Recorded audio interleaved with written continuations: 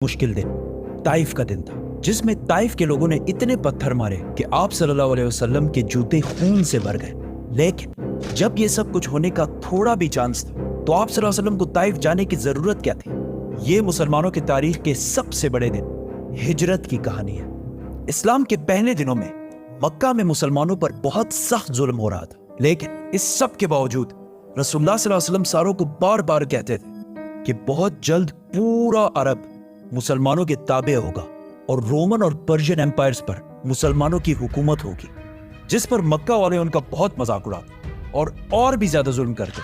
लेकिन ये सब रसूलुल्लाह सल्लल्लाहु अलैहि वसल्लम का कुछ भी नहीं बिगाड़ सकते, क्योंकि मक्का के दो बहुत स्ट्रांग लोग हमेशा रसूलुल्लाह सल्लल्लाहु अलैहि वसल्लम को सपोर्ट करते थे। अबू तालिब आप सल्लल्लाहु अलैहि वसल्लम के चचा और खदीजा आप सल्लल्लाहु अलैहि वसल्लम की जोजा। आखिर मक्का वालों ने तंग आकर रसूलुल्लाह सल्लल्लाहु अलैहि वसल्लम के पूरे खानदान बनु हाशिम का बाइकॉट करने का इरादा किया कि ना इनसे कोई कुछ खरीदेगा, ना कुछ बेचेगा और ना इनसे कोई रिश्ते बनाएगा, जिससे रसूलुल्लाह सल्लल्लाहु अलैहि वसल्लम का पूरा खानदान मक्का के साइड में शाब अबी तालिब में रहने पर मजबूर हुआ।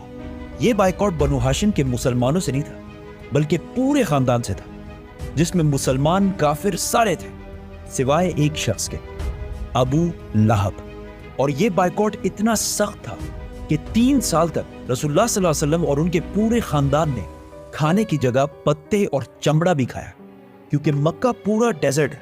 यहाँ पे जितने भी खुराक की चीजें हैं वो बाहर से इंपोर्ट की जाती, और जैसे ही कोई काफिला मक्का पहुंचता था, मक्का के सारे बाकी कबीले पूरा खुराक का सामान खरीद लेते थे और फिर बनु हाशिम को उसमें से एक चीज भी लेने नहीं देते थे। आखिर मक्का वालों ने यह बाइकॉट खत्म कर दिया, लेकिन इसकी वजह से आप सल्लल्लाहु अलैहि वसल्लम के दो सबसे बड़े सपोर्टर्स अबू तालिब और खदीजा रज़ियल्लाहु ताला अन्हा दुनिया से चल बसे।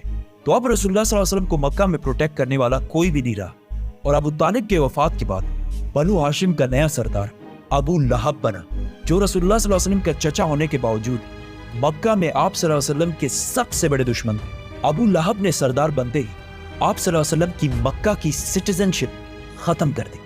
तो अब रसूलुल्लाह सल्लल्लाहु अलैहि वसल्लम मक्का में बिल्कुल भी सेफ नहीं रहे। लेकिन अल्लाह की तरफ से वही हुक्म था कि इस्लाम को हर तरफ फैलाना है, और कुरान में भी बार बार आप सल्लल्लाहु अलैहि वसल्लम को मूसा अलैहिस्सलाम और इब्राहीम अलैहिस्सलाम के स्टोरीज से मोटिवेट किया जा रहा था। आखिर नबूवत के 10 साल बाद आप सल्लल्लाहु अलैहि वसल्लम ने डिसाइड किया कि वो अब मक्का से बाहर जाकर इस्लाम की दावत देंगे, और ज़ैद बिन हारिसा के साथ ऑलमोस्ट 100 किलोमीटर का रास्ता बिल्कुल पैदल तय किया।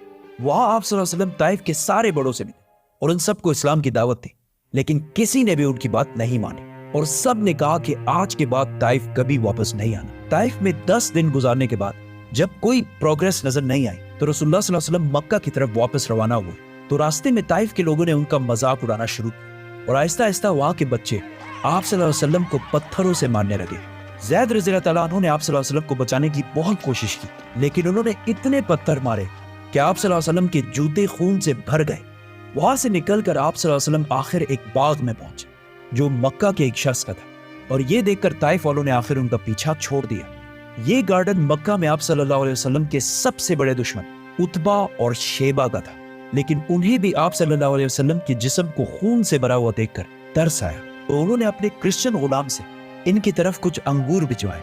यहाँ आप सल्लल्लाहु अलैहि वसल्लम एक दरख्त के नीचे बैठे और अल्लाह से दुआ की कि आपने मुझे कैसे जालिम लोगों के हवाले किया, लेकिन जब तक आप मुझसे राजी हैं मुझे किसी की परवाह नहीं।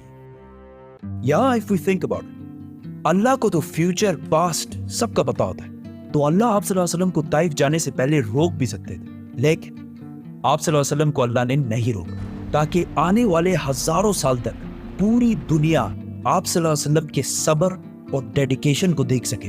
और आज तक रसूलुल्लाह सल्लल्लाहु अलैहि वसल्लम की जिंदगी में ताइफ के वाक़े की सबसे बड़ी इंपॉर्टेंस है। जैसे ही वो गुलाम रसूलुल्लाह सल्लल्लाहु अलैहि वसल्लम के पास आया तो आप सल्लल्लाहु अलैहि वसल्लम अपने सारे गम भुलाकर उसे भी इस्लाम की दावत दी, और उससे पूछा कि तुम कहाँ से हो?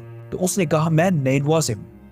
रसूलुल्लाह सल्लल्लाहु अलैहि वसल्लम ने उस गुलाम से कहा अच्छा, तो तुम मेरे भाई यूनुस अलैहिस्सलाम के शहर से, वो भी नबी थे और मैं भी नबी हूँ। ये सुनकर उस गुलाम ने रसूलुल्लाह सल्लल्लाहु अलैहि वसल्लम के हाथों को चूमा और इस्लाम कबूल कर लिया। इस सब से दूर खड़े उतबा और शेबा ने यह सब कुछ देखा और कहा लो, हमारा ये गुलाम भी गया।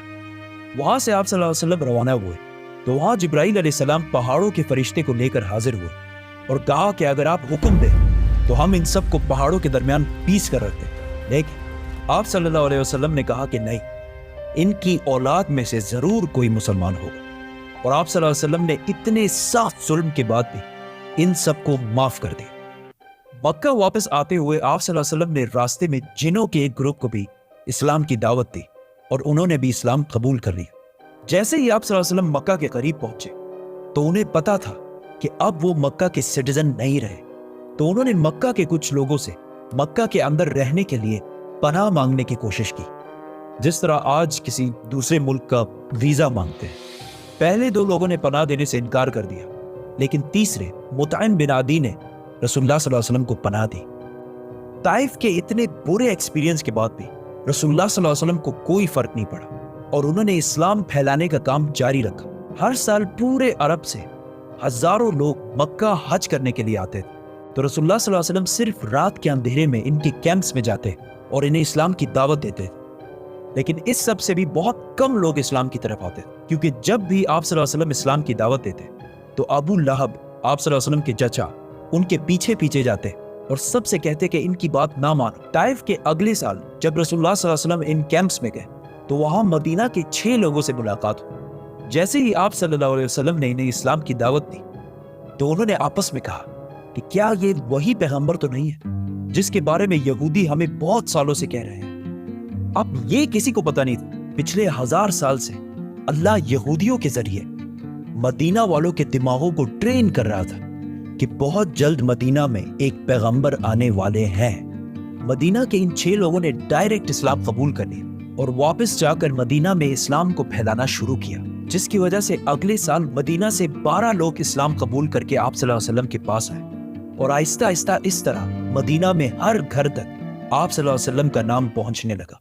ये कुछ साल आप सल्लल्लाहु अलैहि वसल्लम की जिंदगी के सबसे मुश्किल साल थे, क्योंकि पहले मक्का वालों के बाइकआउट की वजह से शाब अबी तालिब में पत्ते और चमड़े खाने पड़े, फिर अबू तालिब और खदीजा रज़ियल्लाहु ताला अन्हा की वफात, फिर ताइफ में इतना जुल्म के जूते खून से भर गए, एंड टू टॉप दैट मक्का की सिटीजनशिप भी खत्म कर दी गई। लेकिन इन्हीं सख्त हालात अल्लाह ने आप सल्लल्लाहु अलैहि वसल्लम के दिल को थोड़ा सुकून देने के लिए उनको इंसानों की तारीख की सबसे बड़ी सैर कराई, 7 आसमानों की सैर। सब्सक्राइब। तो भाई हमारे मोहम्मद सल्लल्लाहु अलैहि वसल्लम ने क्या कुछ जुल्म ना सहा हमारे लिए, क्या कुछ मतलब कि जुल्म ना हुआ हमारे मोहम्मद सल्लल्लाहु अलैहि वसल्लम के ऊपर, तो हम क्या इस कुर्बानी को ऐसे ही ज़ाया जाने देंगे? तो मेरे भाई हमें ज़रूरत है मोहम्मद उम्मती बनने का पूरी तरीके से। अरे मेरे भाई, जो इस नबी ने हमारे लिए इतना सब कुछ किया, कुर्बान जाओ उस नबी पर। तो मेरे भाई हमारे मोहम्मद सल्लल्लाहु अलैहि वसल्लम के बताए गए सुन्नत को अपनाओ। तो जैसे मेरे भाई ये वीडियो द कोहिस्तानी भाई ने अपलोड की है, इनकी वीडियो बहुत ही ज़्यादा इन्फॉर्मेटिव होती है और बहुत ही अच्छी रिसर्च करते हैं ये। तो भाई मुझे भी इनकी काफ़ी वीडियो अच्छी लगती है, इसलिए मैंने सोचा कि आज इसके ऊपर एक वीडियो बनाई जाए। अगर आपको ये वीडियो पसंद आई हो तो भाई लाइक एंड सब्सक्राइब।